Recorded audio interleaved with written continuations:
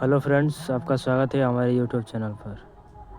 आज जो है कोशिका से कुछ महत्वपूर्ण प्रश्न हम लोग पढ़ेंगे जो ऑब्जेक्टिव में है।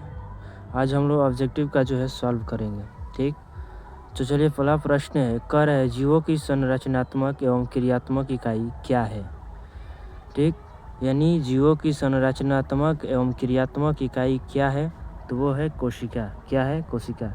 यानी जीवों की संरचनात्मक एवं क्रियात्मक इकाई को जो हम क्या कहते हैं, कोशिका कहते हैं। ठीक, दूसरा प्रश्न जो है कह रहा है कि कोशिका की खोज किसने की थी। कोशिका का खोज जो है रॉबर्ट हुक ने किया था। वो कब किया था? तो 1665 ईस्वी में किया था। कब किया था? 1665 ईस्वी में किया था, याद रखिएगा। अगला प्रश्न जो कह रहा है कि कोशिकाओं का अध्ययन को क्या कहते हैं, यानी कोशिकाओं के अध्ययन को क्या कहते हैं, यानी साइटोलॉजी कहते हैं। क्या कहते हैं? साइटोलॉजी। क्या कहते हैं? साइटोलॉजी।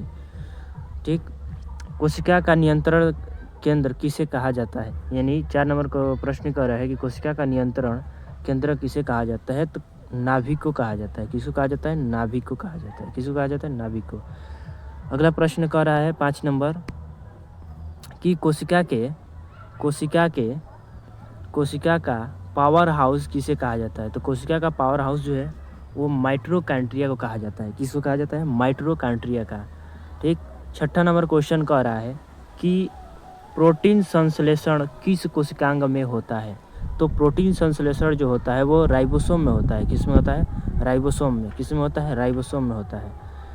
7 नंबर जो क्वेश्चन कह रहा है, 7 नंबर क्वेश्चन कह रहा है कि पादप कोशिका यानी पादप कोशिका की बाहरी परत क्या होती है। तो उसे हम कोशिका भित्ति कहते हैं। पादप कोशिका की बाहरी परत को हम लोग क्या कहते हैं? कोशिका भित्ति। क्या कहते हैं? कोशिका भित्ति।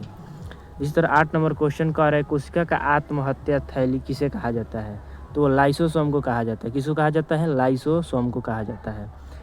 9 नंबर जो क्वेश्चन कह रहा है, 9 नंबर क्या कह रहा है कि प्रकाश संश्लेषण यानी प्रकाश संश्लेषण किस कोशिकांग में होता है। देखिए, प्रकाश संश्लेषण जो होता है किस कोशिकांग में होता है, तो क्लोरोप्लास्ट में होता है। और क्लोरोप्लास्ट में जो होता है क्लोरोफिल मौजूद होता है। ठीक है, क्लोरोफिल क्या होता है? मौजूद होता है। 10 नंबर क्वेश्चन कह रहा है कि मानव शरीर की सबसे बड़ी ग्रंथियाँ कौन सी है। मानव शरीर की सबसे बड़ी कोशिका कौन सी है, तो अंडाणु हो जाता है। आप पूछा जाएगा कि मानव शरीर की सबसे छोटी कोशिका, तो वो हो जाता है स्पर्म। ठीक है, क्या हो जाता है? स्पर्म। धन्यवाद, इतना